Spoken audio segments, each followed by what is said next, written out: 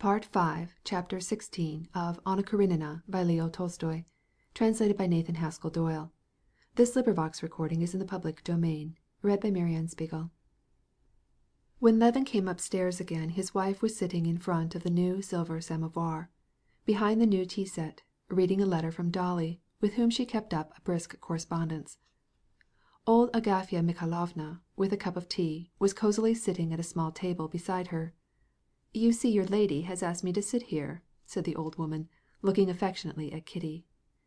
These last words showed Levin that the domestic drama which had been going on between Kitty and Agafya Mikhailovna was at an end. He saw that, notwithstanding the chagrin which Agafya Mikhailovna felt at resigning the reins of government to the new mistress, Kitty was victorious, and had just made peace with her.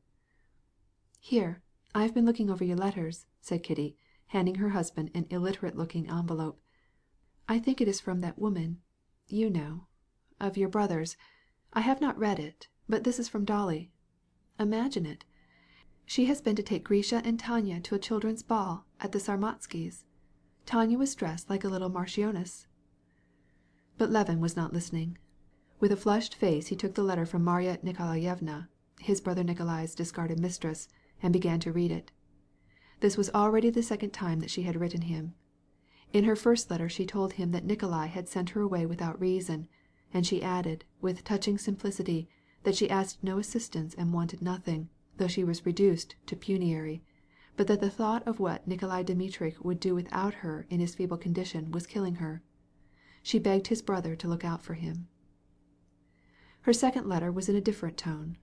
She said that she had found Nikolai Dmitrievitch and was living with him again in Moscow, that she had gone with him to a provincial city where he had received an appointment. There they had quarreled with the chief and immediately started for Moscow. But on the way he had been taken so violently ill that he would probably never leave his bed again. "He constantly calls for you, and besides, we have no money," she wrote. "Read what Dolly writes about you," Kitty began. But when she saw her husband's dejected face, she suddenly stopped speaking. Then she said, "What is it? What has happened?" "She writes me that Nikolai, my brother, is dying. I must go to him." Kitty's face suddenly changed. The thought of Tanya as a little marchioness, of Dolly and all, vanquished. "When shall you go?" "Tomorrow." "May I go with you?" she asked. "Kitty, what an idea!" he replied reproachfully. "Why, what an idea!" she exclaimed, vexed to see her proposal received with such bad grace. "Why, pray, should I not go with you? I should not hinder you in any way. I am going because my brother is dying," said Levin. "Why should you go?" "For the same reason that you do." "At the same time so solemn for me, she thinks only of the discomfort of being left alone," said Levin to himself, and this excuse for taking part in such a solemn duty angered him. "It is impossible," he replied sternly. Agafya Mikhailovna, sensing that a quarrel was imminent, quietly put down her cup and went out. Kitty did not even notice it. Her husband's tone wounded her all the more deeply because he evidently did not believe what she said.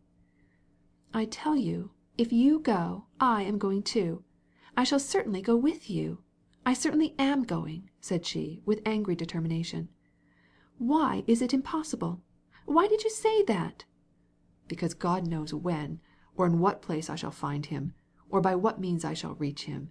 You would only hinder me," said he, doing his best to retain his self-control.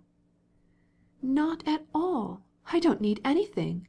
Where you can go, I can go too, and—" "Well, if it were nothing else, it would be because of that woman, with whom you cannot come in contact."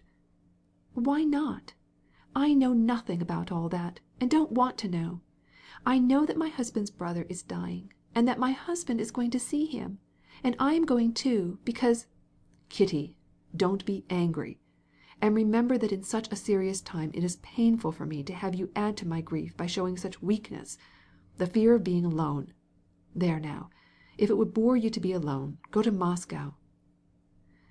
"You always ascribe to me such miserable sentiments," she cried, choking with tears of vexation and anger. "I am not so weak.